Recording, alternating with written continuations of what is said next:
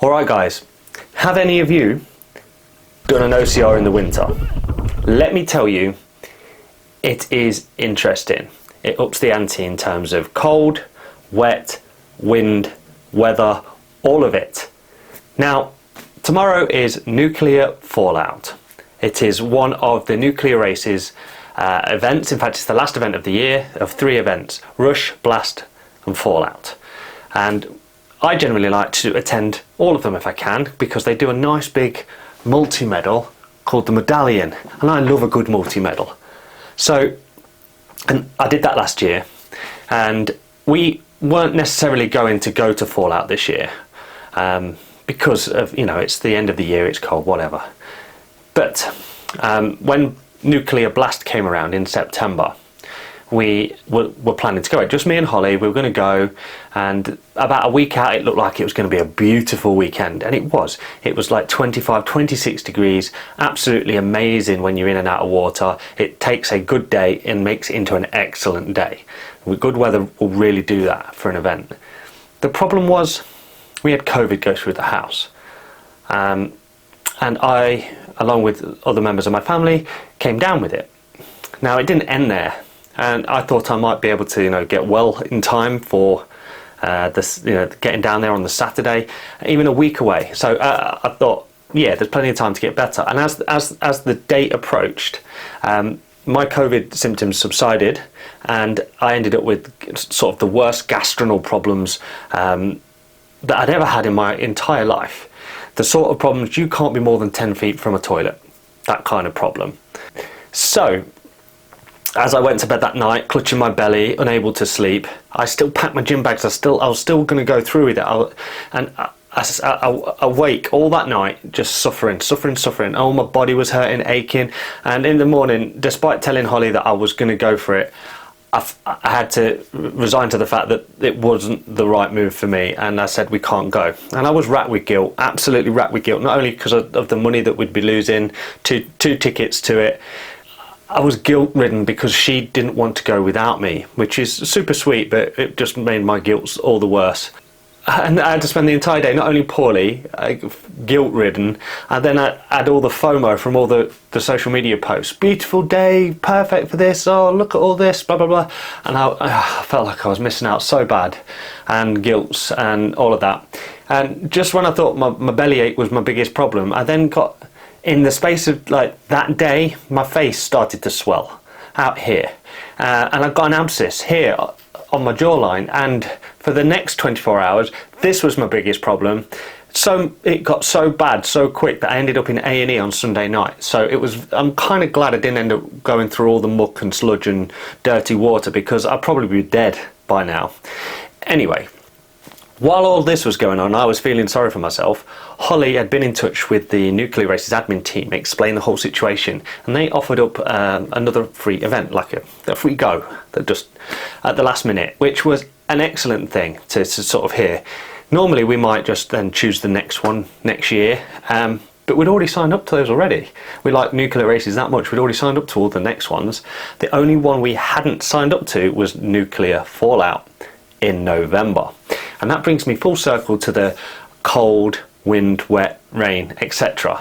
So that's the story behind this OCR, and it is an absolute awesome event. Even though it's run in winter and it's much smaller in scale, it is an amazing event to be a part of. So without any further ado, I think I should hand over to Martin, who is at Brentwood. He's already gone to sleep, had his breakfast, driven down to Brentwood, woke up, got out of the car, got to registration, and is ready to pick up this story. Go. Thanks, Martin. Very envious of you sitting at home in your office, all nice and warm. We are now here at Nuclear Races. It is Nuclear Fallout today, and it is a brisk, cold, wet November morning, and we've just driven 2.5 hours down the motorway in nothing but piss. So we are here on the site, and it is a lot lower key than it is normally. There's hardly anybody around. The only people really are the ones out on the course. This place is normally buzzing like a festival, and there's hardly anyone. There's no queue for the car park, no queue for the toilets, no queue for anything. So in that respect, it's a lot better. And literally as we've got here, see that? That's blue sky. It doesn't change much in terms of the wind and the temperature, but it makes us feel a little bit better than it's not just rainy, pissy cloud. Anyway, we're here now and we're gonna go get our bags dropped and get ready for our wave, which is in about half an hour. About halfway round this course there is the deathslide, which dunks us ass first into a lake. We've done it before a few times and it's bad even on a warm day. So this is Holly's first time in the cold, only my second time. So yeah, should we go get ready? We must. At least try and look warm. I am right now. Okay, the rest of the race I'm going to hand back over to after race Martin, who's going to narrate the whole thing. There's three of us. Hi guys. We are now going to have a look at the race footage, and this is a great way of sort of breaking it down, figuring out what's involved if you're a potential newbie, someone who's never done it before, or is potentially looking at the Fallout event specifically to try and figure out if it's too hardcore for you. It is a cold event after all. Now, there's a few people in this video that actually recognise me from my previous videos. There's also a chap in this footage who is dressed as Spiderman, and he features lots of times, and I got talking to him and I ran at the side of him for a few times. See how many times you can spot him, okay? That's the game we're going to play throughout this footage. Spot Spiderman. Alright, I'm going to press play now and I'm going to talk you through everything that's going on. Alright, 3, 2, 1. So, all nuclear races start the same. You get put into a start pen with your start wave. If you happen to be in the 10 past 12 wave, you very well may appear in my footage.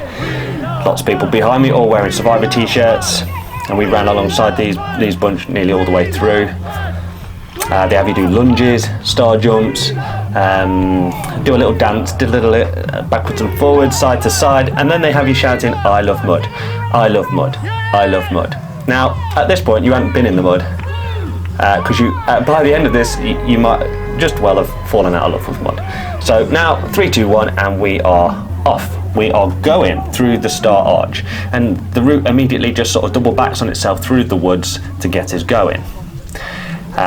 As you can see, there's lots of people in each wave. There's less people overall at Fallout just because of the less people wanting to do it in the freezing cold. Now you go through a container that's holding up the Travelator, and then you sort of make your way around, and there's the first bit of sludgy water. Now as I approach this, the lady's shouting, do it on your bottom, which I did not argue with, because if you try and run down a very slippy, muddy, wet hill, you end up on your bottom for the most part. As I entered the water, it was freezing cold, and then the sort of jock boys ahead of me started throwing each other directly in, which looked just awful. I don't know why anyone would do that. It's not the cleanest looking water, let's just say. Anyway, after that there were some hills and hollers, and the hollers were filled with more gungy water. Not very deep, not very challenging, it's just to sort of break the crowds up and get us going. Now at this point everyone is sort of on their own. There's no ropes or anything. Some of the exits can be a little bit trickier than others, and before long you're out the other side and running through the woods. At this point Holly was already thinking my shoes are not tied tight enough, but did not amend them. Always say hello to the marshals. This was just one of the many water obstacles that were sort of natural as part of the sort of farmland. There's so many brooks and streams that we had to cross. In fact, it must have been double figures by the end. It just felt like we went through so many. It might have been the same one just 20 times.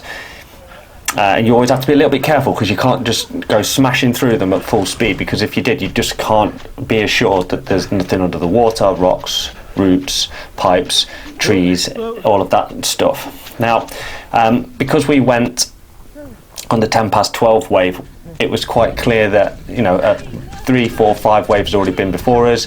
A lot of those had gone in the torrential rain, and the ground was churned up. I mean, really muddily churned up. There was very few parts of the route that we could run properly, because the ground, the terrain was just so messed up. It was like plough field mud, that slippy mud. We both got high-end trail shoes on, and they were still just all over the place.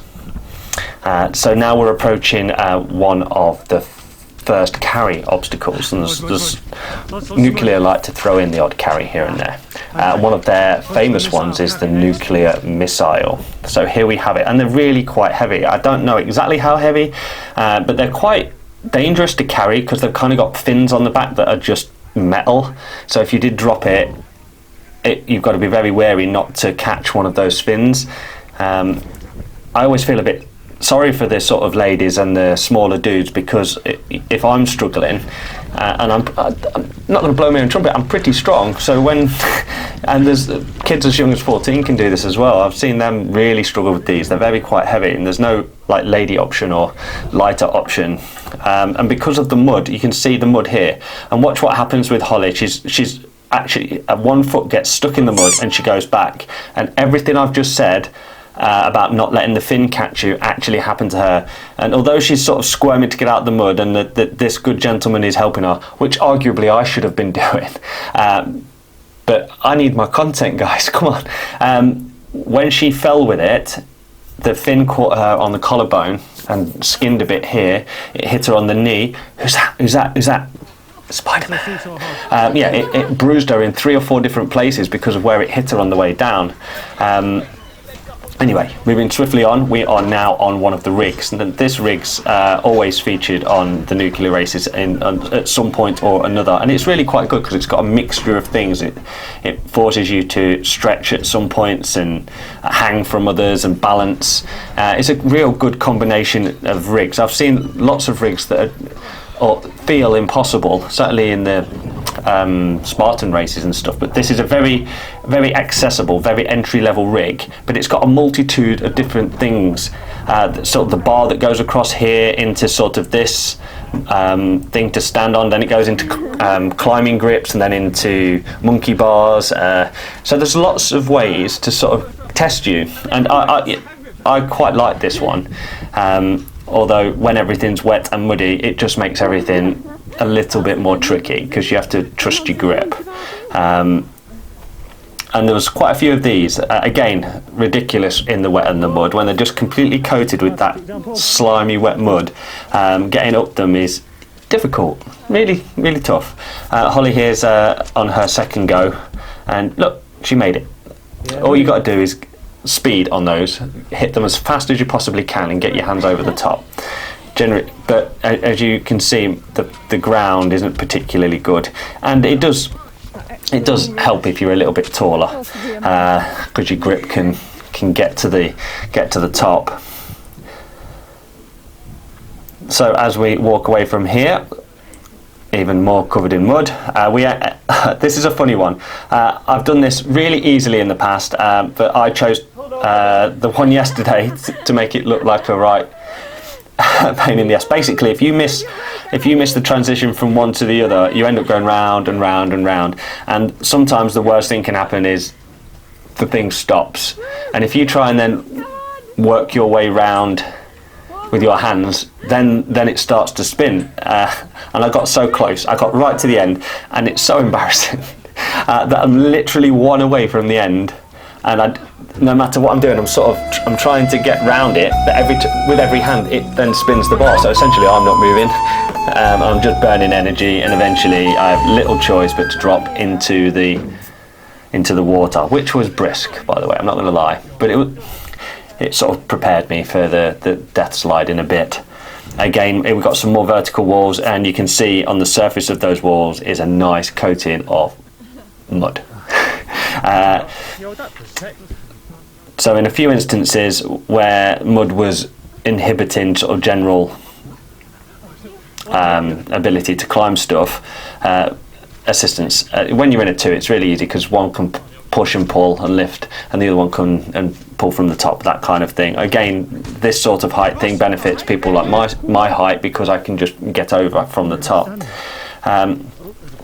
If you look on Holly's collarbone, you probably can't see it from this particular angle, but you can see the injury she got from the nuclear missiles earlier. It was bleeding. It didn't look great. She couldn't see it herself, and she was asking me, "Does it look bad?" And I was like, "No, it's fine." but if you look on it, it's quite a gash. This was a funny one. You slide down it on your bum, and there's only maybe this much water, but it's somehow it came up to here because I'd slid in feet first. I found it quite amusing. These are a set of double tunnels, so they're not. There's a set here, and then there's another set, so you have to sort of get across the gap. I generally go feet first on my back, and then as I'm exiting, I twist onto my front, because one time I went out on my back and it scraped all my back. So I always turn face first as I exit, and then you land up on your feet and you bend the right way and nothing gets scraped. Now we have another example of slippy wall. Now, as much as I tried to be all masculine and heroic, I failed.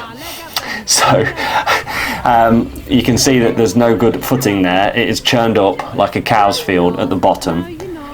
So we tried to figure out between us how Holly, who's about 25 kilos my junior, could get me up just to get my fingertips over the edge, so I could pull myself up, which we sort of did. But then we had to figure out how to get her up with me at the top. Now, I don't know why I thought this was a good idea, but I lowered my leg down as like some sort of rope for her to climb. And at the top of my voice shouted, "Climb me like a tree." And obviously past the foot, there's not much to hold on to, is there? So after we stopped laughing to ourselves, we decided that hands would probably be a little bit more common sense to get her up, and that worked just fine. So if you're ever on this one again, just pull the other person up with your hands. It's not hard. All right, so we've got these pipes, and they're not particularly challenging, but because of the amount of rain that had been recently had, there was a torrent. About 20% of the tube was just water flowing the opposite way, so it's quite powerful, like the water current. And then you never know quite how deep it is when you come out head first, and I wasn't able, because of my height, I wasn't able to sort of bring my legs, so I had to sort of come out on my hands. And then right after this there was a rope climb, but the guy goaded us into racing each other, so I wasn't able to film that very well. Now we enter the water zone. Now things start to get serious here. And we've got sort of this traverse across these inflatable donuts. And I've seen this done a number of ways. Obviously I'm doing it the least graceful way, where you go across holding the rope and the things just move under it, left and right. And then I've seen people like try and run them, and done quite well. But if you come off, you come off a cropper, you come off well. So I've never been brave enough to do it that way. Plus, I'm always carrying my camera, so I have to bear that in mind.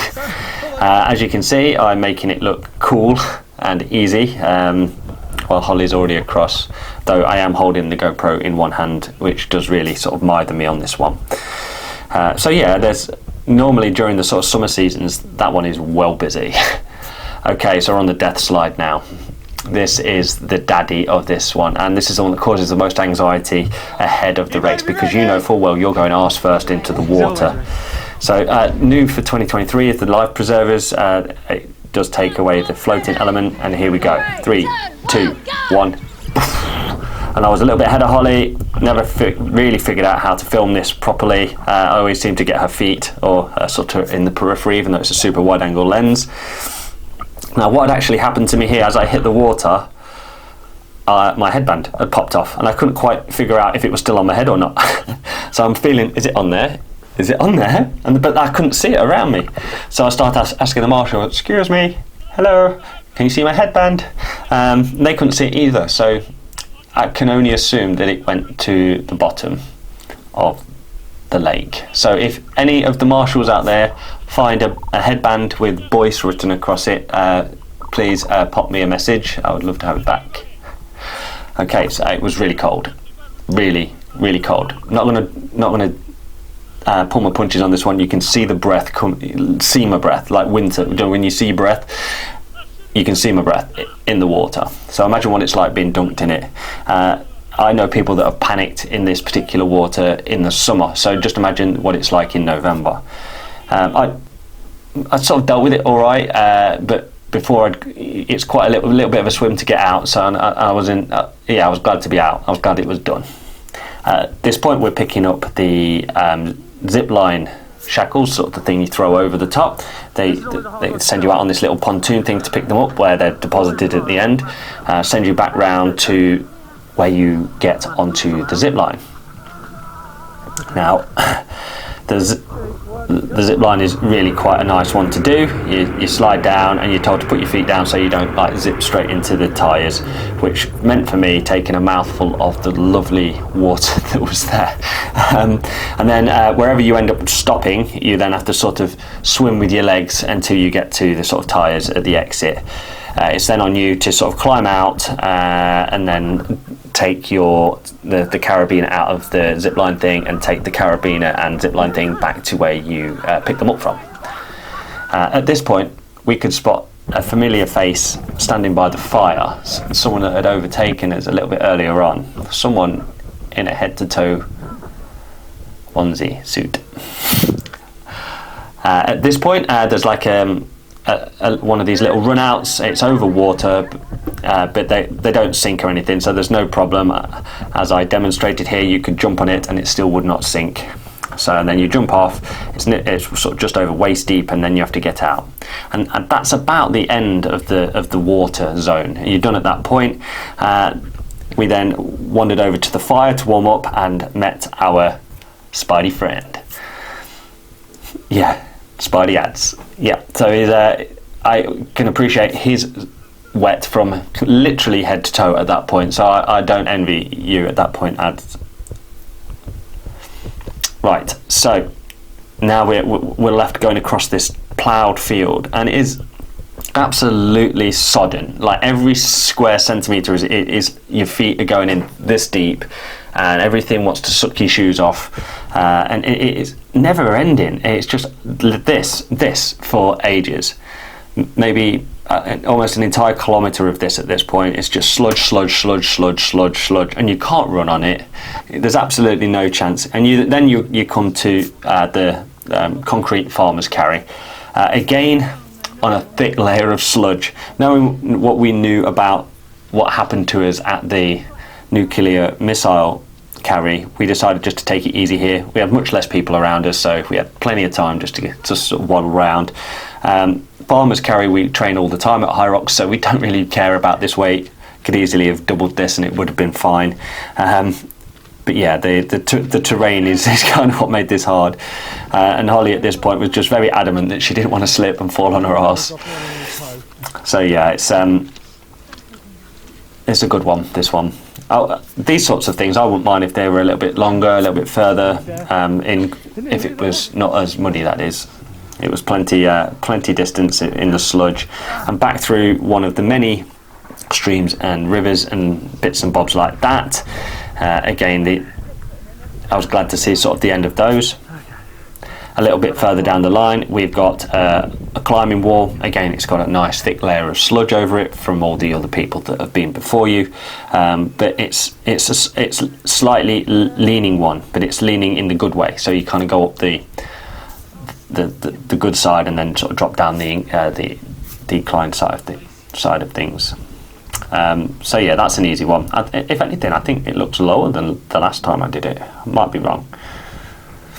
And there's a big crash pad on the other side. There's absolutely no issues there. And as you can see, we're back to going across more sludgy field. Yay! Now we find ourselves on the down, throughs and ups. So there's about 4 tyres in a row.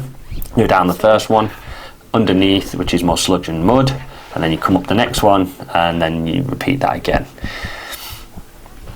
It's not particularly challenging. It's all very, very doable, very manageable. Yeah, it's a good one. That is. The very first time I went and did that, I just walked across the top because I didn't know what I was doing, and then the second time I went, the marshal told me.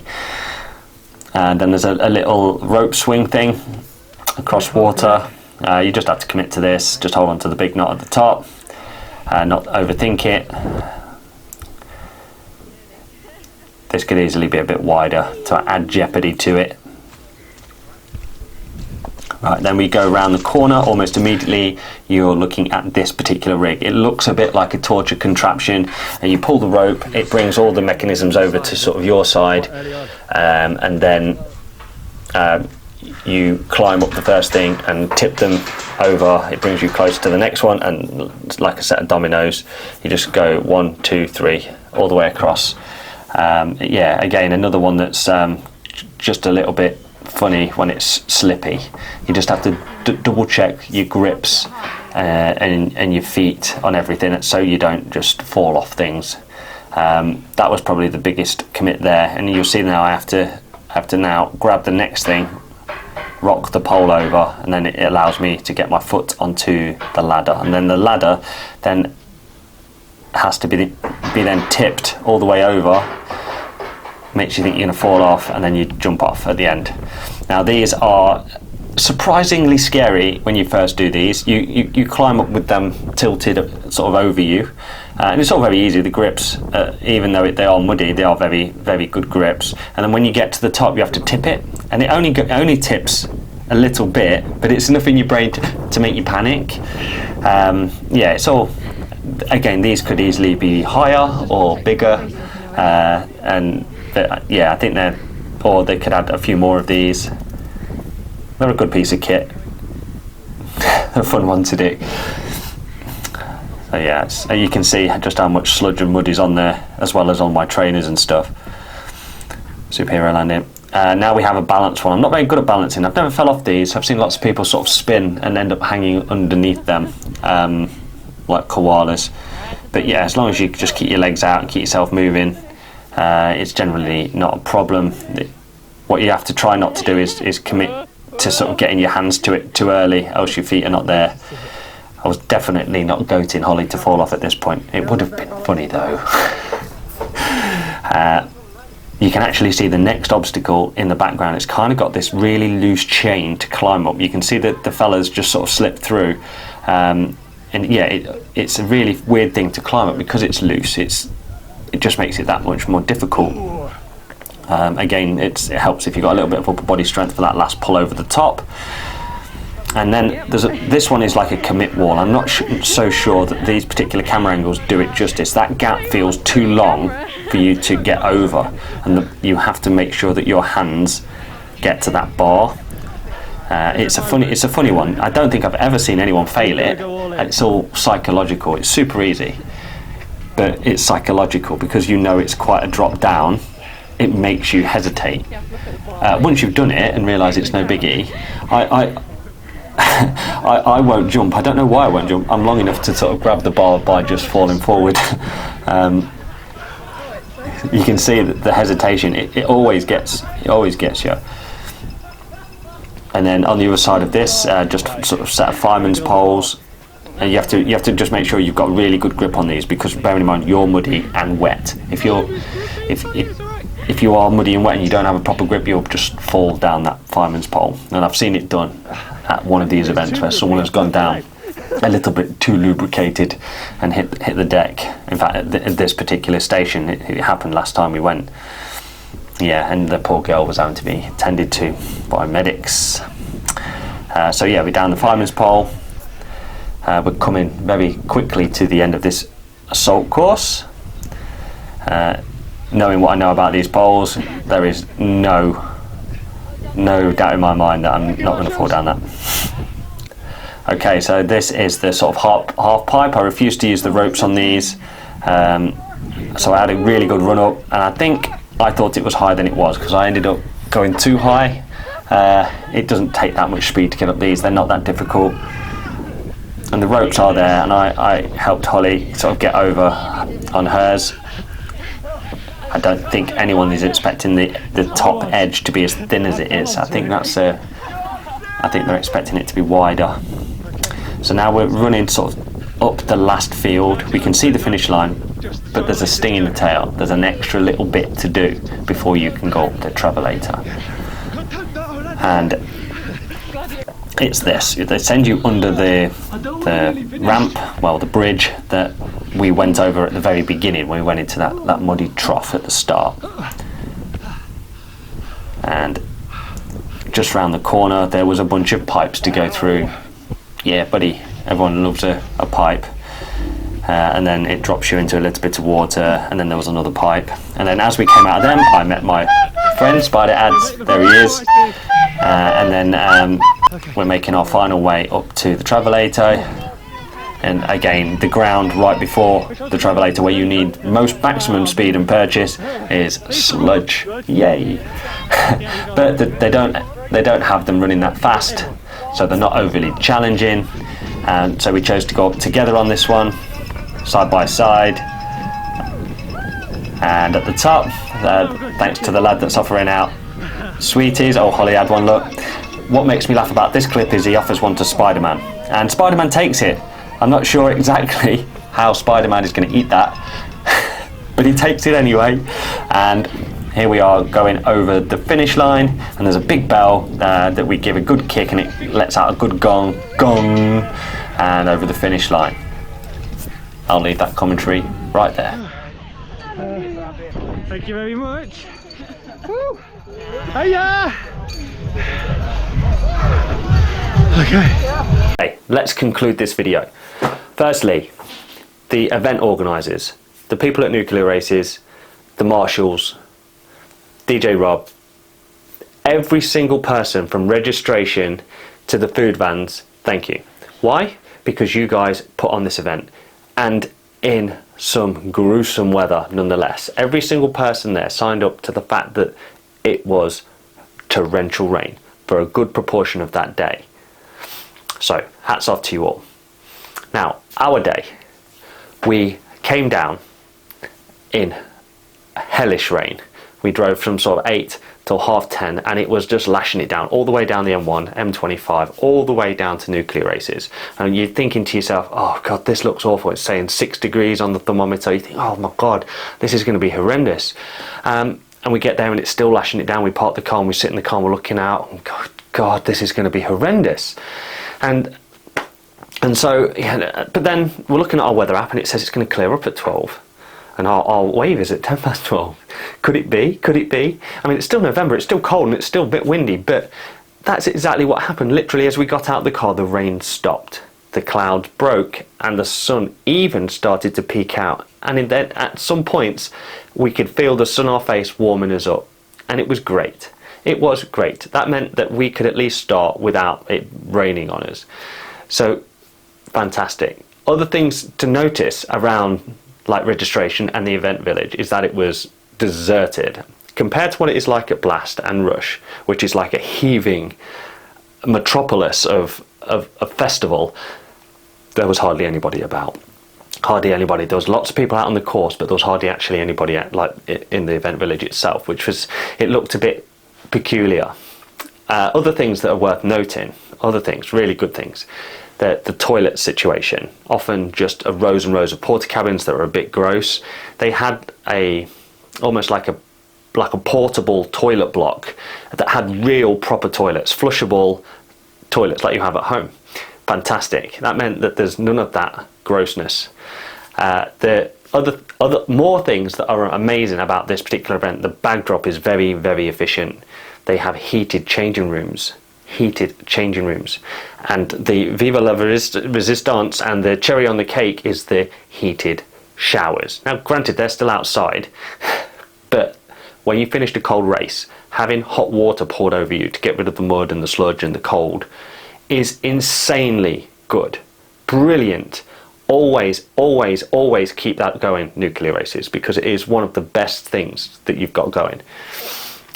So the actual race itself, starting the starting pen, as you've seen, we worked around a bunch of the obstacles. A lot of these obstacles feature in the Rush race that we did earlier in the year, most noticeably the deathslide. The deathslide was something else. It's always something else in the colder weather. The apprehension and anxiety surrounding it. You could, if you've having done it before, you have that anxiety because you know what's coming. If you've not done it before, you have that anxiety because you've not done it before. So it's always there. Being slung ass first into freezing cold water, it does raise the heart rate a little. Once you're in though, and you know it's done, it's a bit of a weight off. It's a relief. So yeah, really good. I'm very much looking forward to getting into that water zone at Rush 24 when the weather's a little bit warmer, hopefully. And some of the bits that were a bit probably my only negative was the amount of sludge. Now, at the beginning we chant, "We love mud, we love mud." I've got "We love mud" on like the t-shirts and the vests that we wear. Oh, that's fantastic. But there was a lot of mud. I mean, so much mud that you could barely run any of it. It was just slip, slip, slip, slip, slip all the way around the entire 7K. And that's nobody's fault. That was just Mother Nature being what it is. And all the waves of people that have gone before you just create churned, slimy, clay-like mud. And it's not even at the bits that are supposed to be muddy. That's just the paths and the trails. They're also muddy, but that's fine. You suck it up on the day and you just get on with it. That was the bit that it elongated our run because we couldn't run those bits. We try. The weighted missiles, Holly fell because all of the churned up slimy mud that I just mentioned was around that as well, which made that feel a little unsafe.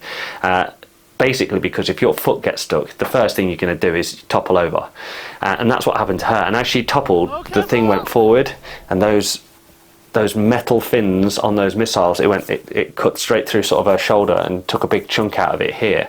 And then as she then dropped it, it clanked it clanked her wrist, it clanked her knee, before finally hitting the deck. Thank you to the chap that helped pick her up. I know I didn't seem to jump to save her, but someone's got to film content, haven't they? Anyway, again, only a niggle. Normally that bit's fine. It was only again because of the torrential rain that situation had even occurred. I want to say a massive thank you to the few people that recognise me from doing these videos. The lady at the start in the Striders top. Hi to you. The chap that was at the bottom of the death slide, as I got out, he said that he couldn't do it because he's got a heart condition, and yeah, you don't go down the death slide with a heart condition, so hi to you, mate. The 3 guys that recognised me in the changing rooms, not weird, it's fine. Great to see you guys, and I just want to say a massive shout out to Spider Ads, the Spiderman who was there on the course. He did it all by himself, dressed head to toe, all the water, all of it, without as much as taking his mask off. So that is massive kudos to you. I hope to see you at future events. Thank you very much for watching this video. I hope some people have taken something away from it, has prepared some newbies perhaps, and I hope to see some of you at the next event. I'm signed up to all of the rest of them for 24 already, so I will see you at one of those events. I will see you in one of my next videos. Please give the channel a subscribe, and I'll see you soon. Alright, Mart out.